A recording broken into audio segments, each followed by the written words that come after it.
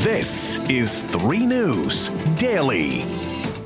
Hello everyone, welcome back to 3 News Daily on this sunny fall Tuesday on October 24th. I'm Stephanie Haney. Thank you for being with us here in Northeast Ohio. New this afternoon in Westlake, 3 News has learned a man has been arrested after police say he posed as a retired priest and molested a teen girl with cancer. 76-year-old Luis Jesus Barajas is now charged with felony gross sexual imposition. Police say he was called to the girl's home to bless the 15-year-old who was currently undergoing chemotherapy. Witnesses told police that during the blessing, Barajas touched the 15-year-old inappropriately. Emma Henderson is on this story today. Coming up at 4, we'll tell you what we're learning about Barajas' past.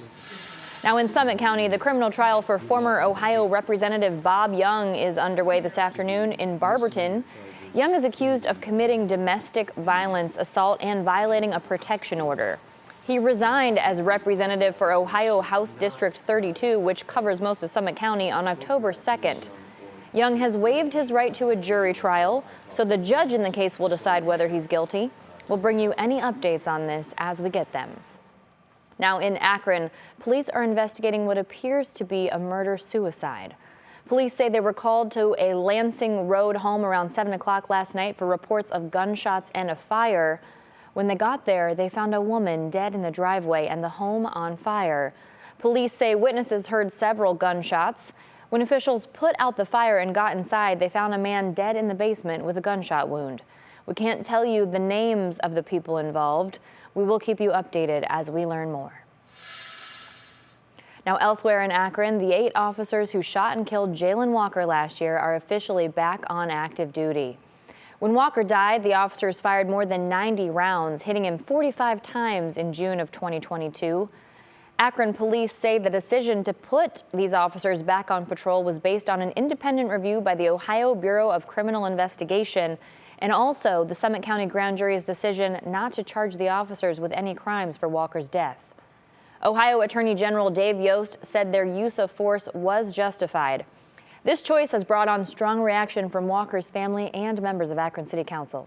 We all still think about Jayland Walker and the family, and it's always in the back of all of our minds. And it's just unfortunate because there's so much going on here in our community. It's like every day you hear about gunfire, gunshots, and homicides and murders, and it almost gets lost in the collective, and that's unfortunate.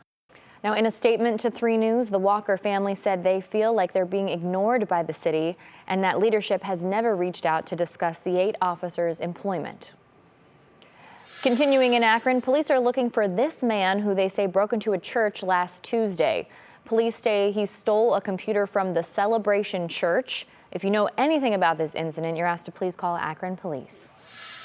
Now in Cleveland, more than a dozen alleged criminals and several illegal guns are off the streets after the latest Surge Initiative violent crime sweep.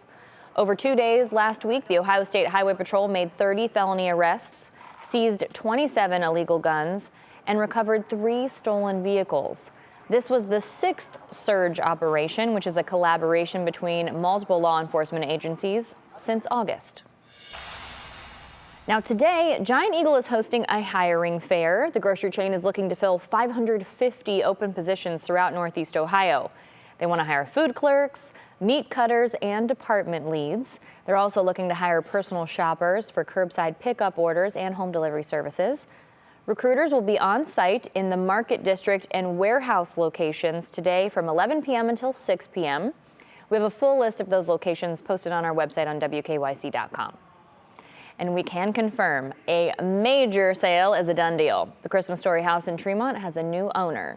Now, we don't know just who the buyer is yet, and that could take some time to learn because the current owner and the new owner still have to hammer out the details. We also don't know how much the Christmas Story house sold for because that listing price was never announced publicly. But we can tell you the house has been on the market for almost a year while the owner was looking for just the right buyer. All right, now for our question of the day. Since controversy over candy corn always comes up around Halloween, we want to know what's the one candy that you love that everyone else seems to hate, and why do you love it so much? Post your comment to the WKYC Facebook page, and we'll talk about it during 3 News at 4 and 3 News at 5. I mean, I guess I'm just not a controversial person because I think I like all the candies that most people really like. You know, Reese Cups, Twix, Blow Pops, Reese cups are really the big ones, you know, those jack-o'-lantern shaped ones, so you get a little extra peanut butter. All right, thanks for being with us for today's edition of 3 News Daily. Wherever you're watching or listening, we appreciate you. Thanks for being with us here in Northeast Ohio. Have a beautiful day, everybody.